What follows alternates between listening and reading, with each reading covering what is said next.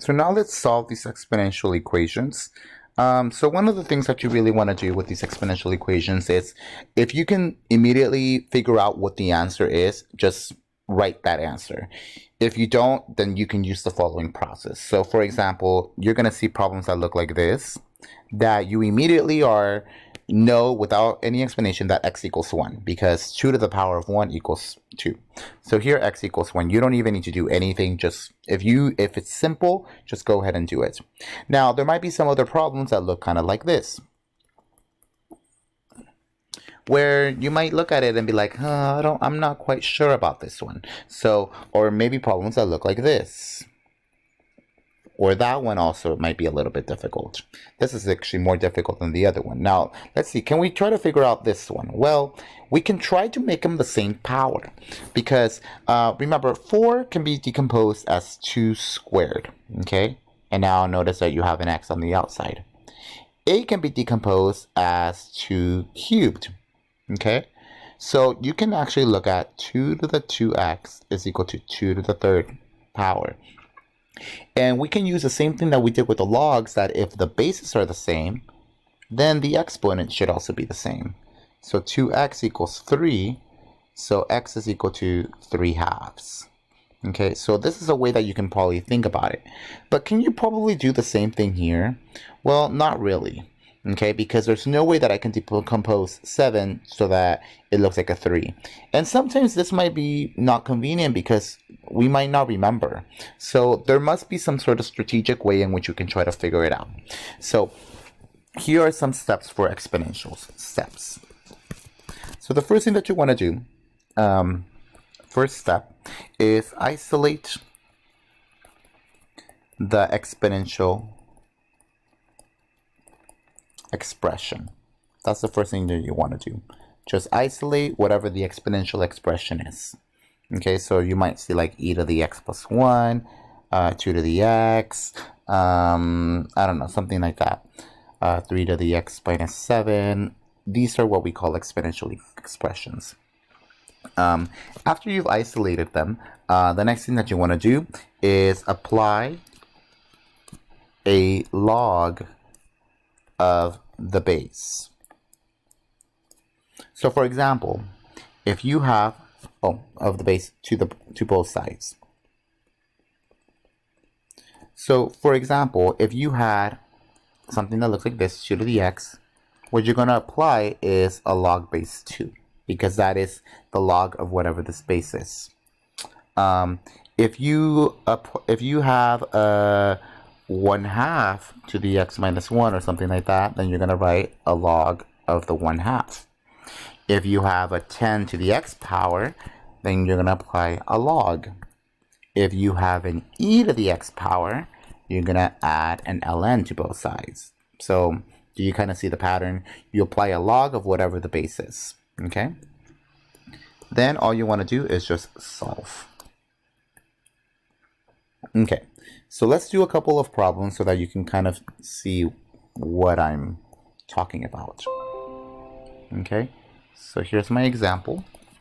So let's say we want to solve, and my first answer is, or my first question is, e to the x is equal to 8.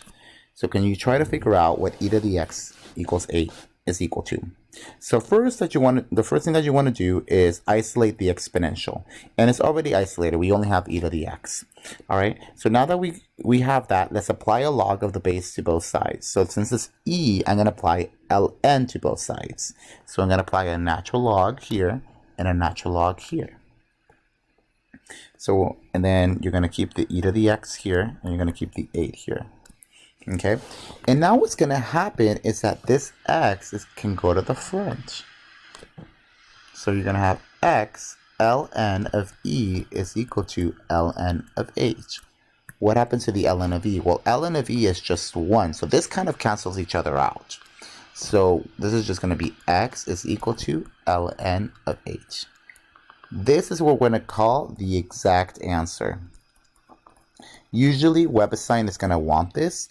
If you want the approximate answer, all you got to do is just press ln of 8 into your calculator. Just put ln and then 8.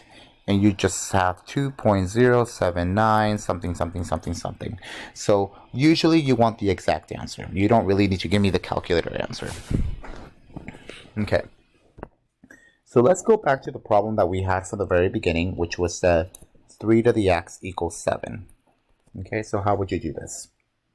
Well, the first thing that you want to do, the exponential expression is isolated. So let's apply a log of the base. In this case, a log is going to be log of 3 to both sides.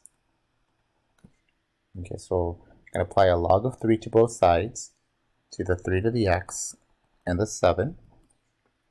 The x is going to go to the front. So you have x log base 3 of 3 is equal to log base 3 of 7. Remember that this thing is just going to cancel each other out. It can only cancel each other out if the basis and the arguments are the same. So you have x is equal to log base 3 of 7. That is my answer. Now, if you really want to know what this is, you can use your calculator and put log base 3 of 7. If you don't have the base 3, just use the change of base formula. And what I got is about something like this. Okay. All right, so now let's try this one. So let's say 3e to the x plus 2 minus 1 is equal to 8. So a little bit more involved. Okay, so the first thing that you want to do is let's first add the 1. We want to isolate the exponential expression. The exponential expression in this case is this thing. So we're going to isolate it. So imagine that you're actually solving 3x minus 1 equals 8. That's basically what you're solving for. You're solving for x. So you're going to add the 1 and then divide by 3. So you're going to do the same thing here. You're going to add the 1 to both sides. So you're going to get 3e to the x plus 2 is equal to 9. And then you're going to divide by 3. So you're going to get e to the x plus 2 is equal to 3. Now that this is isolated, I can put the apply a log, that's the base, of whatever this is, and in this case is e, so you're going to apply ln to both sides. ln of e to the x plus 2, and then 3. So what you're going to get, this entire thing is going to go to the front. So you're going to have x plus 2 ln of e is equal to ln of 3. The ln of e is going to go away, not the ln of 3, because the bases are the same here. So you have x plus 2 is equal to the ln of 3. Now this 3 is being protected by this ln. Then I'm going to subtract by 2. So it's going to be x is equal to ln of 3 minus 2. This is my final answer. Do not subtract the 3 and the 2. This does not have an ln. The ln is protecting the 3, not the 2. Okay, if you want to put it in your calculator, literally put it with parentheses. Okay, so it'll be ln of 3 minus 2, and that's going to give me negative 0.9014. That's what I kind of got. All right. Okay, so now let's do one more problem. C and then D. So let's say you had 2 to the x power minus 4 is equal to negative 5. Okay, so first you want to isolate the exponential expression, which is this one. So let's add the 4 to the other side. So you're going to have 2 to the x power is equal to negative 1. Okay, now we're going to apply the opposite of the base, or the opposite of the exponential, which is a log. And the log in this case is going to be log base 2 to both sides. So this is going to be 2x here, and this is going to be negative 1 here. So the x is going to go to the front. X log base 2 of 2 is equal to log base 2 of negative 1. Now initially you should already know what's going to happen here. Because can you have the log of a negative number? You can't. So already, even before you take the log, if you can immediately see this is not correct, then you can just say no solution here. And let's say you manage to just go the entire way, put log base 2 of -1. What you're going to get is domain error. Okay, and this should be correct because if you remember what the log looks like, the log has an asymptote at 0 and it looks something like this. And all the negative numbers are over here and the graph is not on the negative side. So that's why it says domain error. Okay, so just be very careful with that.